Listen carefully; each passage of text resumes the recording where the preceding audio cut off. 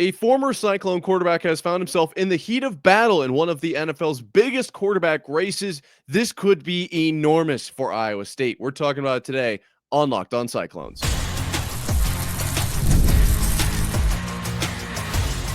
You are Locked On Cyclones, your daily podcast on the Iowa State Cyclones, part of the Locked On Podcast Network. Your team every day. Happy 515 day, Cyclone fans, and welcome into Locked On Cyclones, part of the Locked On Podcast Network, your team every day. Shout out to you for being here every single day and making this your first watch or listen of the day. I appreciate it more than you know. Whether you're watching on YouTube or listening on your favorite podcasting platform, be sure to hit subscribe so we can prove once and for all that it is, in fact, a Cyclone state. Today, we were talking about Hunter Dekkers being picked up by the Saints. What does that situation look like? What does that mean for Iowa State in the future? Not only right now, obviously, but in a few years as well. Then we'll kind of jump into the Cyclone football game that is upcoming. Yes, it is a ways away, but Kansas State, a conference game. Will Iowa State be ready in that game? You got to come out firing on all cylinders. We'll talk about that. And then finally, we'll round out today's episode, kind of revisiting the whole concept that Iowa State doesn't have enough money to stick around in the Big 12, can't compete with the big dogs, going to be gone in a few years. Very hot topic right now. Wanted to come back to that because Jamie Pollard's interview was very interesting, but I don't think it's as grim as people are kind of saying right now. But before we get that far, today's episode is brought to you by FanDuel. Right now, new customers can get $200 in bonus bets when your first $5 bet wins. All right, we're going to dive into this here in a second, but I wanted to say really quickly, happy 515 day to all those who celebrate. I know a very special day in my heart, 4 years at Iowa State now. And it's really cool. So anyways, let's dive into this Dekkers situation because this kind of came about suddenly and didn't expect to be talking about this today. That's for sure. Derek Carr retires over the weekend. There was a lot of questions with his shoulder, what was going to happen with surgery, blah, blah, blah. He ends up just retiring, and the Saints were kind of forced to make a move. Luckily, Hunter Dekkers, a name that they liked, and they signed him after his tryout at rookie minicamp. A name that, or at least a guy that they had been kind of keeping tabs on throughout the whole offseason. Obviously coming out of Iowa Western. We'll talk about that here in a second. But where does that leave the Saints quarterback room right now? Because that's a young signing, and they just picked up a couple other young guys as well. So this whole quarterback room is under the age of 27. Now, obviously, Hunter Dekkers being the latest, but Tyler Shough was drafted in the second round out of Louisville this year. Then you got Spencer Rattler, who's 24, and Jake Haener, who's 26. Now, the reason I say all of that is because I'm looking at this like Hunter Dekkers has a real opportunity to start in the league. Now, he's going to have a bit of a tough road as kind of an undrafted free agent, not picked in the second round like Tyler Shough. There is going to be an element of we drafted him. He's going to get a few more, reps at practice. He's going to get a few more misses out on the field before we pull him. Whoever they decide to go with as their guy, the playing field isn't exactly level, to start this whole thing. They might say it is, but there are going to be people in the building that are like, hey, we picked up this guy in the draft. We kind of want to give this a try so we don't look like we missed right away, and then we can transition. Dekkers is going to have to outplay that, but it's not like he's behind, an Aaron Rodgers or a Tom Brady. Obviously Brady retired and all, but those big names, or I'm trying to think of, I would say the Steelers, but they kind of have a situation going on there as well. So the point is, he's going into a situation where he can certainly start. Okay. He can make moves right away. And even if it isn't this year, he can definitely be starting next year. Okay. Now, I took a look at some of his stats. Obviously, we know what happened with Dekkers, and he left Iowa State and ended up going to Iowa Western.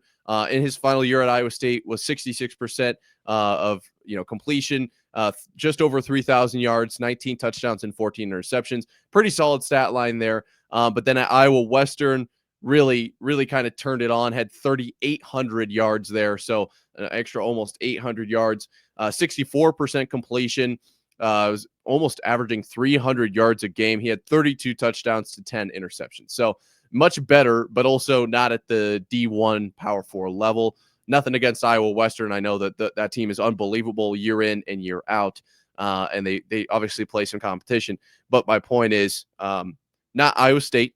It's a different school. but still figured it out, turned it on, found a way to get onto a roster because obviously tape and stats and all that are going to matter.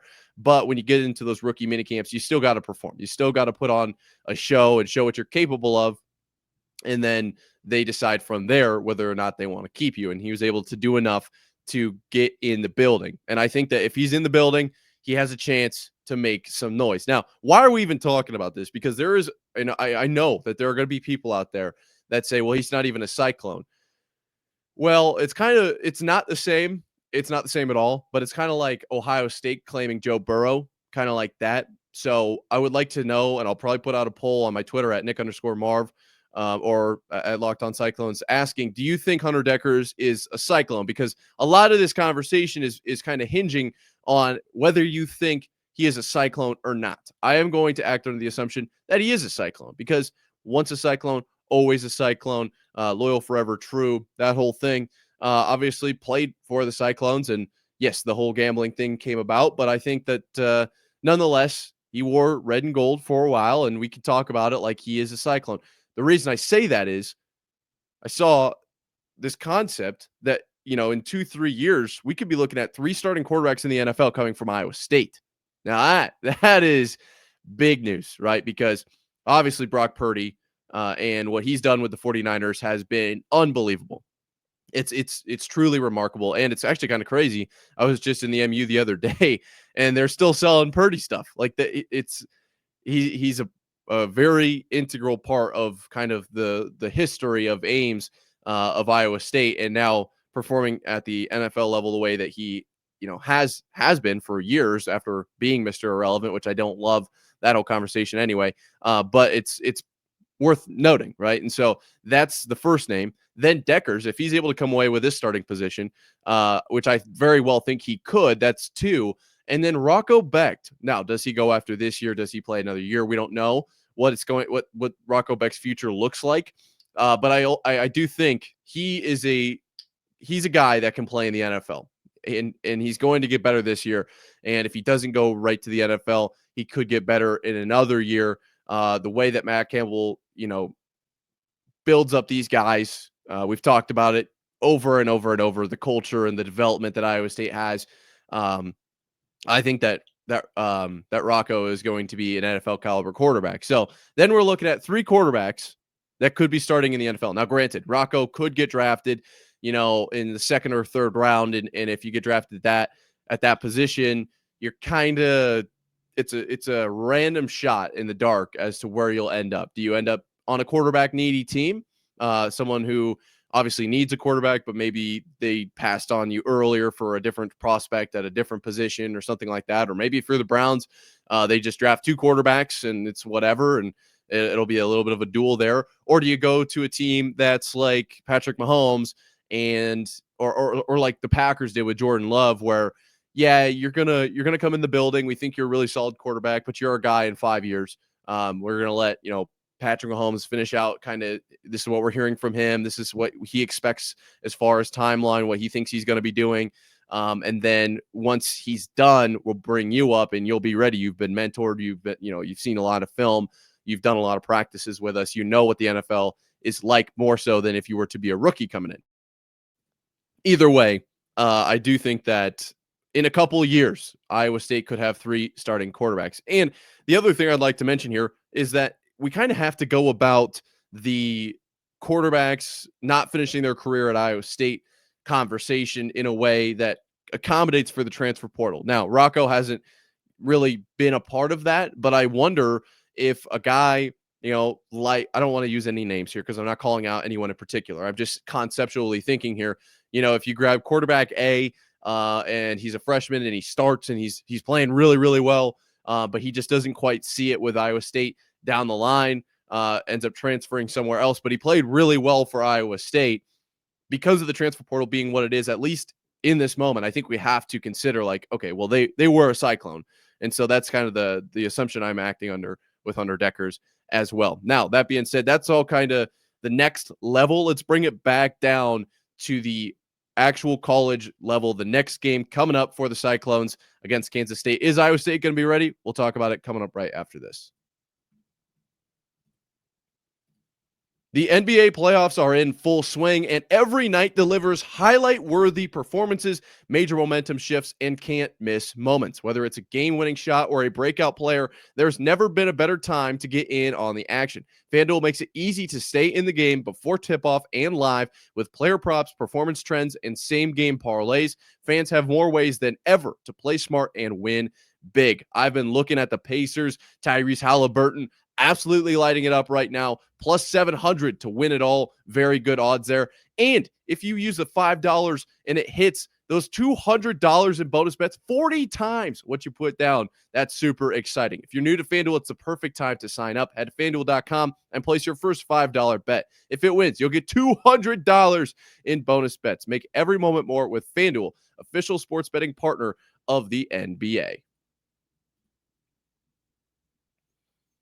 So it's time to break down Iowa State versus Kansas State, the first conference game of the year, week 0 in Dublin, Ireland, right now, right here on Locked On Cyclones, part of the Locked On Podcast Network, your team every day.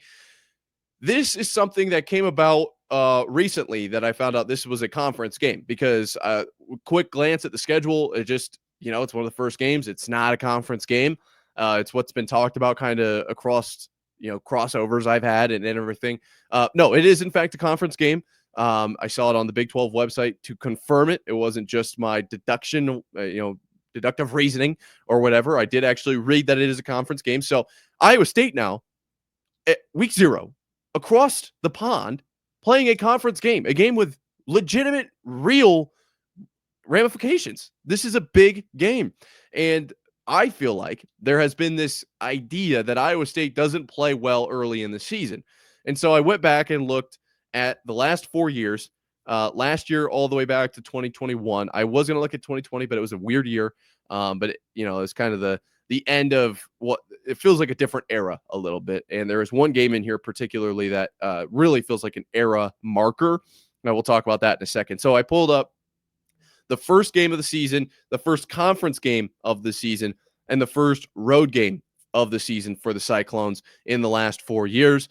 Across the board, Iowa State only has 3 losses in those 12 games that I talked about, the way I have it marked up here. And let's go year by year. So in 2021, Iowa State won their first game of the season. They lost their first game in the conference to Baylor, and their first game on the road was against UNLV. They won that one. In 2022, they won their first game of the season. They lost to Baylor again in their first conference game of the season, but they beat Iowa in their first road game of the season. Okay, so from those 2 years, we are now 4-2 in those first early kind of games. Then in 2023, Iowa State won their first game of the season, won their first conference game of the season against Oklahoma State, and lost their first road game of the year against Ohio. And now that to me felt like a kind of career defining, kind of moment, obviously because of what happened after the game and what happened with the field goal. And it was kind of national news and everything. Felt like since that moment, Iowa State has just been on a tear. Obviously last year was last year. It feels like maybe that was some sort of an anomaly. I wonder, I do think that that's something that Iowa State can run back. But nonetheless, it felt like that Ohio game was kind of like a pivotal moment in Iowa State football history. And so that was the game I was talking about. And then in 2024, Iowa State started the season. I believe it was 7-0, or I can't remember. I don't have it up in front of me. But an unbelievable start to the season. And obviously won their first game, won their first conference game against Houston. And I won against Iowa, which is honestly maybe top 5 game in the history of ever for the Cyclones, with Kyle Conrarty's, kick being what it was. And I just got goosebumps every time I think about that game. Man, my apartment heard me screaming at that one. That was a super fun game. Now, the reason I talk about all that is because Iowa State starting slow is something that at least I've heard in the past, but I'm just not really seeing the evidence here to kind of accommodate for that notion, right? So it's the first game of the season. It's the first conference game of the season, and it's the first road game, which it's neutral, but on the road of the season for the Cyclones. That's why I pulled these 3 types of game. But it's obviously all 3 of those at once. And I didn't pull through the first 5 games over the last 5 years, what is Iowa State? I just didn't feel like that was applicable to this exact game. So Iowa State going over the pond to Ireland in, college game day is going to be there. We know just how loud it gets over in these overseas games because this is like kind of their only opportunity to see football, and they get pumped up, they get rowdy. Obviously, there's going to be all the antics of the first game of the season. There's going to be some nerves. I will say that this game will be played at 11 a.m. Central, 5 p.m. local. So it feels like it's a game that's not too far out of the ordinary. Iowa State does play kind of in that early window a lot. Now, in the last few years, Iowa State's played a lot more late games just because been better, but that 11 o'clock noon kind of time frame, not really anything that Cyclones aren't used to. And then 5 p.m. there, it's not like they're playing at like 8 or 9 or something weird. So I will say there is going to be some component of, getting over there early and getting used to the time zone and stuff. But I don't think it's going to be too major. I don't think it'll be huge. I think Iowa State will be okay on that front. Now, it really comes down to, can Iowa State compete with a Kansas State team that's very legit? It is very, very good team. And in the first game of the season. Now, I've said before, I think this game could be a little bit of like almost a toss-up, a coin flip. It just because of so many external factors, it's hard to really nail down what's going to happen here. And I do think that that's still true. But also, I just don't know how Iowa State is not – I don't know how they lose this game. I'm sorry. I just don't know. I was listening to the radio, I believe it was yesterday, and they were talking about record predictions for Iowa State. And some, one of the talking heads had Iowa State at 8-4, and the other one had them at 10-2. And I think that 8-4 is their absolute floor. And I think, even 11-1, but 10-2 is kind of their ceiling. Okay. I don't know how a team with that kind of floor and ceiling can drop this game, because what does that mean if you're a 10-2, or at least a 9-win team? You're pretty legit. You're pretty good. You're playing in the Big 12 that's got some real competition, and they're playing Iowa. Obviously, they play them every year, so that's Big 10 right there. I think that Iowa State has all the pieces to be very successful. Now, the 8-4 argument was basically, well, this is still Iowa State, and I guess I hear that. But at 10-2, that's what I have them mocked up as, without diving into each and every team. Just looking at the schedule, for what it is. I think 10-2 is maybe on the hopeful side for me, and 9-3 is more legitimate. I think that's really what could happen type of deal. Now, a team that's like that is going to have weapons, and I think Iowa State does have weapons. Obviously, the two transfer wide receivers are the two names that we talk about all the time. And Rocco is only going to be better, and there is going to be an element of some chemistry already built in with Xavier Townsend, which is awesome. Chase Sowell, I believe, could be a real difference maker for this Cyclones team. But I think, I've said it again, I said it before, and I'm going to say it again right now, the tight ends and linebackers they're gonna get this team to the next level. That's what it is to me. Those are the X factors. I think the linebackers are going to keep that defense very sharp, right? So we had pretty solid defense last year, especially in the secondary, but there were concerns, obviously, in the run game, and just overall, there was definitely a little bit of like, well, if Iowa State's defense could really figure it out, I think they'll be able to win more games. I think that's what's happened. Okay, now you're missing big pieces, and the defensive line, there are going to be question marks. There just are. I think that's maybe one of the weaker positions that Iowa State has right now, position groups. But still, that linebacker core, that group, can absolutely make up for that as well by filling those holes. Now, it's going to come down to, obviously, defensive play calls and things of that nature as well. But I think Iowa State absolutely could win 10, 11 games this year on the hands of, or on the backs of, the tight ends and linebackers. And I think that defense travels especially in basketball, but to a degree in football as well. And if Iowa State's defense is going to be as solid as or at least as I think it is, in the linebacker core especially, that's going to translate to Ireland, and Iowa State will be just fine against Kansas State and get their first conference game out of the way, first conference win done week 0. Before anybody else. I mean, this is what we're doing here. I'm very excited to see Iowa State against Kansas State. But when that came out that it might be a conference game, or it is a conference game, I was like, oh shoot, let's look. No, I think Iowa State will be just fine. I am not too concerned about that. Now, let's pivot away from that and talk about, could Iowa State stay in the Big 12? We're talking conference games. How much longer are we talking about Big 12 conference games? We're talking about that coming up right after this.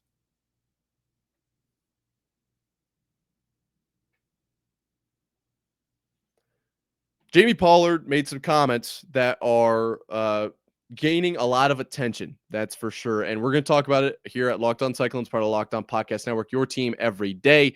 When Jamie Pollard went on the spotlight with Elijah Moore and said some things that I think turned a lot of heads, there was definitely an element of holy moly, I can't believe he just said that, right? And that's kind of going to happen anytime any of these high level guys or girls in these positions of power that are dealing with all this behind the scenes stuff, whenever they open up and are very kind of candid about a situation, I think that that's going to happen, right? That's just kind of a part of the whole thing.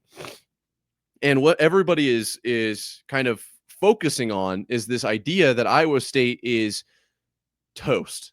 And I will say, when watching it, Jamie Pollard speaks in a way of like, yep, Iowa State is cooked. We are not in a good spot. Like, that's how he talked about it. And so obviously that's going to be kind of the idea that everyone's going to run with, because that's exactly how it came out. Now, what is sort of happening here is, just for a quick recap, the rev share situation that could be passed here in just a couple, basically weeks at this point, but months or whatever, where teams are kind of forced to spend $20.5 million on basically their athletes. And so the money from the athletic program that is generated, they're going to take 20 million of that and spend it on the athletes. Now, Iowa State is claiming that they are in big trouble because they just don't have that money.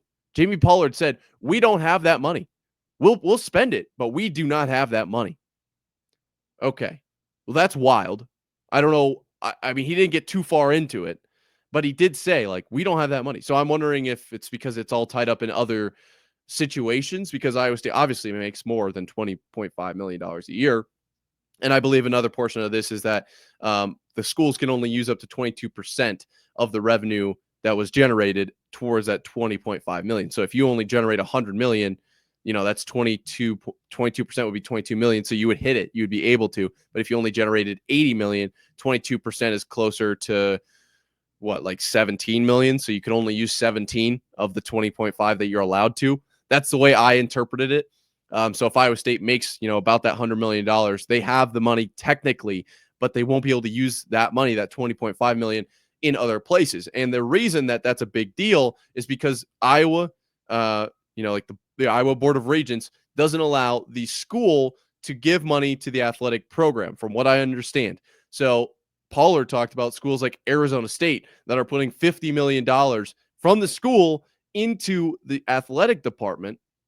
That makes it a lot easier for these schools to put that $20.5 million on the table and say, all right, now you guys go ahead, get paid, whatever, because we're making 50 from the school anyways. And there are schools like Virginia Tech that are implementing new fees to some students. I don't know if it's some or all or freshmen or whatever, if it's a one-time fee or if it's every year, but that fee is going directly towards paying the athletes. It's going towards like some sort of secondary, like, kind of number that's going directly to the athletes, is what Pollard had talked about. And so those kinds of things can't really happen at Iowa State because it would be coming from the school, not from the athletic department, not from the revenue generated.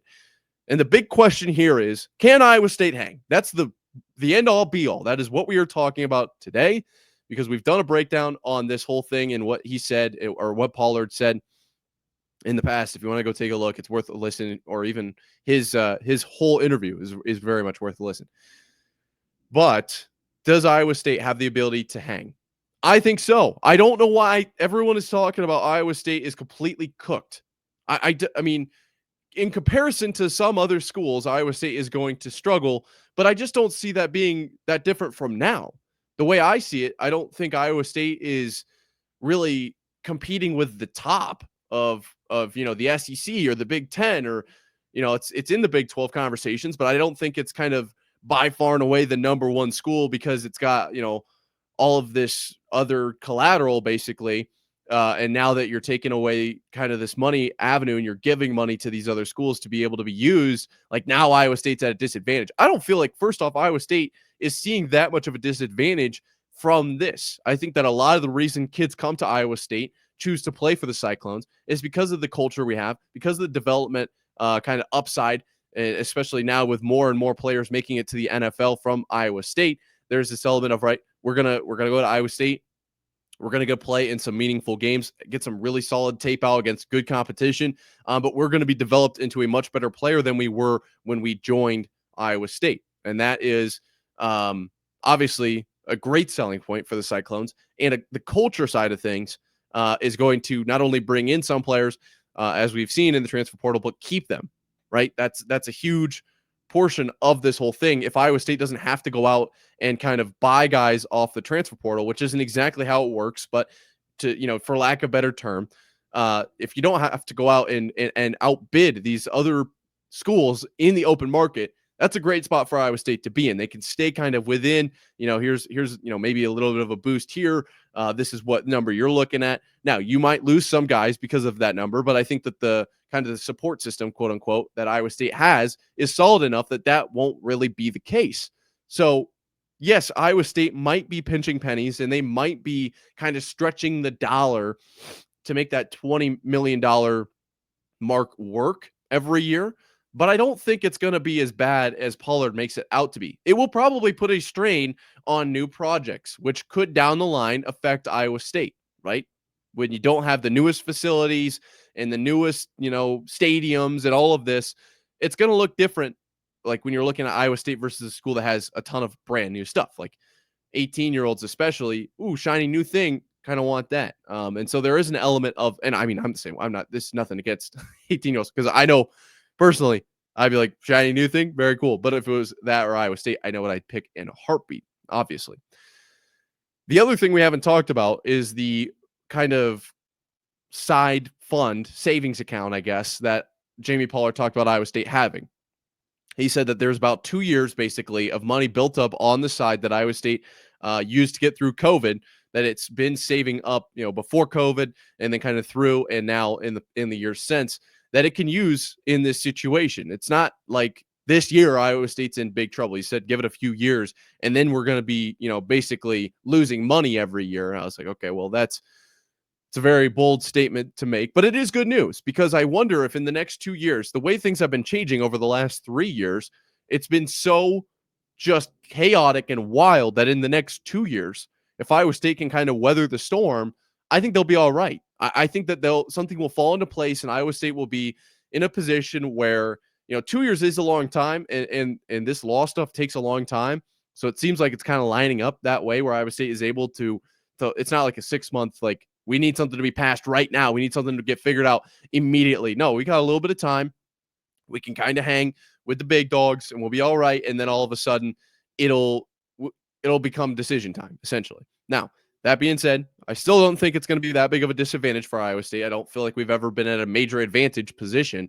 But also, the other thing is, like, Iowa State, I don't, at the end of the day, we're going to be fine. Like, I don't see us dropping down to out of the Power 4 because we are so, like, non-competitive or running out of money. Like, I just don't see that happening. Jack Trice is almost always entirely full, at least to start the games. Hilton is always full, basically to the very end, especially with basketball games being as good as they are. And I think that Iowa State, will make the college football playoff in the next few years. I think that the Big 12 or the basketball side of things, I think they can win the Big 12, and I think that they can make a deep run in the tournament, if not this year, and then at least in the next few coming years with Otzelberger and what he's able to do, and that's only going to generate more revenue. So I don't see a problem down the road here. Everybody wants to talk about Iowa State's cooked. We're leaving the Big 12. I don't think that's the case. I think Iowa State is going to be just fine, and that reserve is going to be a big part of it. But also the way that they conduct their business, you're not going to have to be out in the kind of open market buying guys like you would if you were losing guys like crazy to the portal. And also, guys will come to Iowa State for less money just because of the culture and everything that has been built up here. That's how I feel. Let me know if you agree down below. Is Hunter Dekkers considered a Cyclone? And is Iowa State going under anytime soon? Let me know. I read all the comments. Shout out to you guys for making it to this point in the episode. Be sure to hit subscribe if you haven't already. It's free, and it helps us prove it's a Cyclone state. Happy 515 day, ladies and gentlemen. Until next time, Cyclone fans. sayonara.